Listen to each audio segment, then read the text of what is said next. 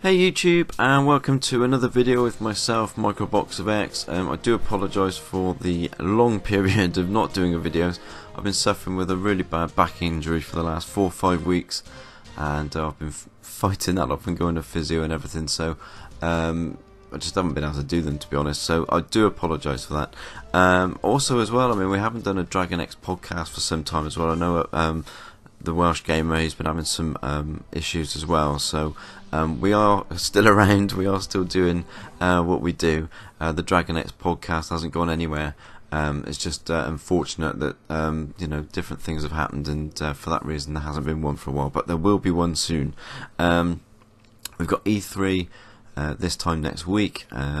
Massive show. It's going to be humongous. I mean, so many people are excited for this. We're finally going to see the reveal of Xbox Scorpio. We're actually going to get to see what this bloody console looks like. We've been talking about it for so long. We're finally going to get to see what it looks like. Really excited for this, and we're going to find out what it's called as well. I mean, we still don't know whether it's going to be called the Xbox Scorpio. Personally, I like that name. I say keep it. Everybody's been calling it that for the last 12 months or so anyway. Why not keep it? But I'm sure they've changed it to something else, but we will find out about that. At some point between now and next Saturday, there will be a podcast. I will do a podcast of some type, whether it's a micropod or whether we manage to get hold of the Welsh Gamer and we manage to get a Dragon X podcast up. We will be doing something, myself and E-Rock and the rest of the crew. Hopefully I will get the guys in from the Micropod podcast, which I will be bringing back. I've already got a team in place, but obviously with being laid up with his back, I haven't been able to act on it, but the Micropod is coming back with a new team. So we will be doing something, and something will be done before next Sunday, the date of the Microsoft E3 press conference, so something will be up. I've got loads to talk about though, so this may be a slightly longer video than normal. For that I do apologise, but there's been so many things happening, and I've been sort of reading through Facebook whilst I've been in bed. All these things have been coming up, and I've been posting about on Twitter and Facebook, so I want to talk about them now. First thing I want to talk about, I mean, as you can see from the footage that's running, I've been playing Friday the 13th. I picked it up on launch day. I didn't actually know when it was coming out. I missed the release date for some reason. Don't ask me why. It probably didn't help the fact that it wasn't already up on the marketplace as a pre-order, which I thought was a bit strange. But launch day was an absolute nightmare. I mean, I was waiting all day to play the game. It wasn't to purchase or to download all day. On the actual launch itself, there was a real mess up, whether it was to do with the developers or whether it was Microsoft, I'm not sure, but it didn't go up until very late. And then when it did go up, we later found out that the Xbox One version was a very early version of it. I think it was the PC beta version, so there's a lot of functions missing, and there was some serious server problems. Just getting into games was an absolute nightmare. Eventually they done a patch has come out this week. We've now got the version that everybody else got on launch day. Albeit said though, I mean, I might add this. I mean, yes, there's bugs, there's been problems, and the servers were terrible. We did get a beta version at launch, but even in its early stages when it was working, this is an extremely fun game to play. I mean, when you play this as a team, you've got to be in voice chat. You cannot be in a private party chat and talk to your mates whilst playing this game. You've got to be talking to everybody in the game, because it's mad, and you've got to work as a team. I really enjoy the game. I really like it, and you know, bugs, you know, allowing for bugs. You know, it's a small developer. It was a Kickstarter. It originally started as a Kickstarter. So you know, coming into it and not having played it before, I mean, to be honest, I was a little bit lost, because obviously none of the tutorials, none of the information was there to tell you what you're supposed to be doing. So even now, I mean, I'm getting into games and I'm still a little bit lost, to be honest with you, because I mean, I had about 5 to 6 hours of game time, and I only got one game in that time. The rest of the time I was just sat in the lobby searching for a game. But no, I mean, give it a bit of time. This will be one of those games that everybody keeps going back to. It'll be like the zombie games. Oh god, then the name of that, those have just gone completely out of my head, and I cannot believe I've forgotten them. But another ones, I mean, the games that you just keep going back and playing as teammates, and you know, it's just a great game. Bugs allowing, give it time, it will settle down, it will get better, you know, and it's definitely worth picking up. There's also some rumours as well. Star Wars Battlefront 2, there's some rumour going around that this will run in native 4K at 60 frames per second on Scorpio. I hope this is true. There has been some news which I will also cover now that Destiny 2 has got some kind of paid parity deal with Sony and Activision / Bungie to keep the Xbox Scorpio version in line with the PlayStation 4 Pro version, hence being locked at 30 frames per second. I hope this isn't true. I mean, I know this is something that's been reported. There's a lot of mixed things. Until these initial official announcements are made, we don't know these things. There's a lot of speculation on the internet about these things. I would hope that there is not such a thing as a parity deal. I think if there is, then, you know, questions need to be asked. It's pretty disgusting that a system would be held back to keep in line with an older, sort of less powerful system. You know, the idea of us buying a more powerful system is that we get more juice and better performance, not so that a game can be held back because of an older system.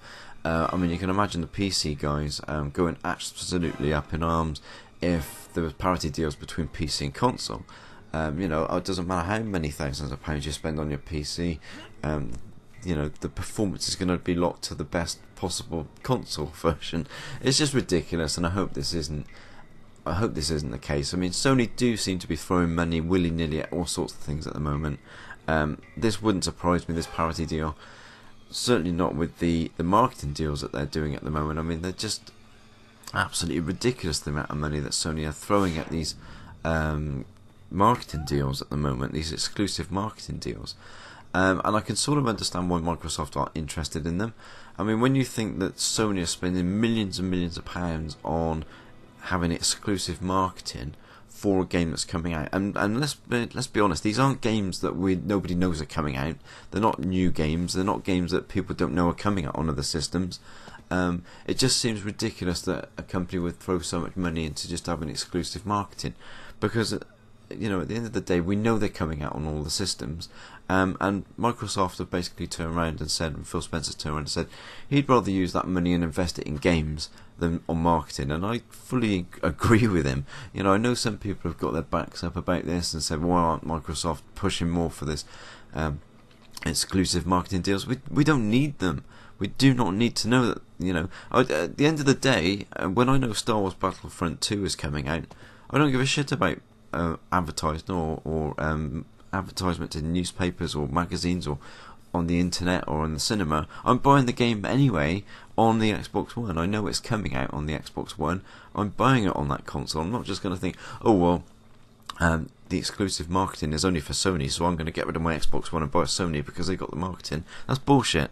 And if Sony want to continue throwing money aimlessly at marketing deals, let them continue, and let the Microsoft invest the money in the games, in the hardware, and let's watch that system and hardware and the games moving forward, while Sony wastes money. And that's all it is. If you're going to waste that much money to get exclusive deals on marketing, it's a waste of money, and it's a waste of time. Put the money in the hardware and the games, you know. And as I said, we've got E3 coming next week. We don't know what Microsoft have got up their sleeve, but I'm sure they've got an amazing show lined up, and I'm sure they've got new IPs, and they're going to be showing us new games that we haven't even seen or heard of before. You know, they're putting the money where it should be put. And for those moaning about marketing, I think you need to sort of, we don't game for marketing, you know. We don't. It's not all about marketing. It's about the games, and it's about what actually the system can do and what we're playing on the system. So that's all I want to say about that. I know it's been a bit of a source of a heated debate the last few weeks. You know, it is what it is. Marketing's marketing, and when it's a game that's as big as Star Wars Battlefront and the other games that they've been announcing in the last few weeks, marketing's not needed. They sell themselves. So what next? Well, we got Xbox Games Pass. It went live for Xbox Gold members a few weeks ago. I've got it. It's a great service. Over 100 games. I think it's about 120 games. So you basically pay like a Netflix subscription, and you get all of these games to play, to download on your Xbox. They're not streamed like that crappy PlayStation service that they've got. Those games are downloaded in full onto your hard drive with achievements, over 120 of them at the moment for a fixed fee. And if you're just getting into Xbox, it's perfect for parents that have just bought their kids an Xbox One for sort of £7-8 a month. You get access to all those games, and they've said that they'll put new games up, and some of the games will come off, but new games will go up, and they'll constantly increase the amount of games that are available. It's a great service for the money. You can't complain about having over all those games for less than the cost of one game, basically. So it's a great service, and it's not streamed. You know, you're playing these games fully on your system. They're on your hard drive. And it's an incredible idea that the guys have come up with. From what I can remember, Phil Spencer was looking at this years ago. This is something that he's been looking at doing for a long, long time. So the fact that it's up now, it's now gone up fully for everybody. So everybody on Xbox can now get the service. You know, just give it a try. There's a 14-day free trial anyway. Just try the free trial, see how you get on with it, and you'll see that it's worth the money. Next thing I want to talk about now as well is Middle-earth: Shadow of War. Now, it's come out, initially this game was down for an August release, but they've come out recently and said that it's been put back till October. Hence why a lot of people are now speculating, and I'm one of them. I think this is the reason why. Is Middle-earth: Shadow of War going to be a launch title for Project Scorpio? I think that is a very good possibility. If you go on YouTube, you can see some footage. I think there's about 80 minutes of gameplay with the developers for this game. It looks incredible. If it's pushing the Scorpio, and we're getting you know, that lush 4K HDR visuals, it's going to be an incredible game. I mean, the original Morrowind, the original Middle-earth game that was brought out on the Xbox One and PlayStation 4 was an amazing game. I've got high hopes for this one, and if it's a launch title for Xbox Scorpio, that's a big deal. I do think that we're going to see Xbox Scorpio launching in October. Again, there's been a lot of speculation about launch dates. Some people are even expecting it as early as August. I think that might be too soon, but I think October is definitely viable, and I think that's possibly why this title has been put back to them. But we'll have to wait and see. We'll have to wait and see till next week. I'm sure we will see something on Sunday regarding this. The last thing I want to talk about is Far Cry 5. Obviously, we had the launch trailer for this game drop last week, I believe, and there was a lot of backlash towards this game because of its setting and what it was entailing. Now, I can understand why some people would probably think this is a little bit close to home, but you know, why is it every protagonist has to be stereotypical? You know, why do we always have to have the same type of enemies or bad guys or whatever you want to call them in these games? Why not mix it up a little bit? There's a lot of, unfortunately, there is a lot of cult behaviour and extremism in America, you know, and there is everywhere. But I'm just saying, this is something that's never been touched before, which is probably why the team at Ubisoft have looked at this and thought, let's do something a little bit different. Yes, it is a little bit closer to home, but these things do happen, and there are these cults about. So I don't understand really why people are getting the knickers in a twist. It makes a change to get away from the stereotypical type of protagonist in these games. Let's mix it up a little bit, let's have something different. And the game looks incredible. The game looks like it's got my interest again. Primal didn't interest me at all. Number 4 was okay, but I never finished it. It just didn't grab me enough, and it just fell a bit flat, and I didn't finish it. Far Cry 3 I thought was amazing. That was an amazing game. I absolutely loved it, and I played through that game 2 or 3 times start to finish. So I'm really looking forward to this when it's got my interest again. It looks like it's got an interesting story, and at the end of the day, that's what we play games for. You know, when we're playing that type of game, we're doing it for the storyline, and you know, we want to be interested in what we're playing. If it falls flat, we lose interest. You know, it's you don't finish these games. You don't just trog through a game. It's like a movie. If you're not enjoying a movie and you're at home and you're watching a DVD or whatever, and then it's not grabbing you, you turn it off. You know, and it's the same with games, unfortunately. So Far Cry 5 has got a lot of interest from me anyway, and I know a lot of other people, albeit there are some people that have got their knickers in a twist about it. So that's it. That's all I've got for you today. So I'm sorry it's been so long, but there's been a lot I wanted to talk about, and I wanted to get out there. So I do apologise for the length of the video, but when you're away for a while and there's so many things that build up that you want to talk about, when you do get back to it, it seems like an absolute monologue going on. But thanks for listening anyway. I do appreciate everybody that checks out my channel. I've got nearly 420 subscribers now. I do appreciate you all. I have got to announce, I've just suddenly remembered, I haven't even announced the 2 winners for my Assassin's Creed Unity giveaway. I will message those people today. I do apologise for that. With everything that's happened, I just completely forgot about it, so I will do that today. I'll go back to the video and look back at the people who've commented, and I'll pick 2 winners and let them guys know today. So yeah, please like, subscribe. I really do appreciate everybody that drops by and checks out my videos. Leave comments down below on anything that I've said today, or even anything I haven't covered today, anything I should do. And I will see you soon in a podcast. Take care, guys. Ta-da.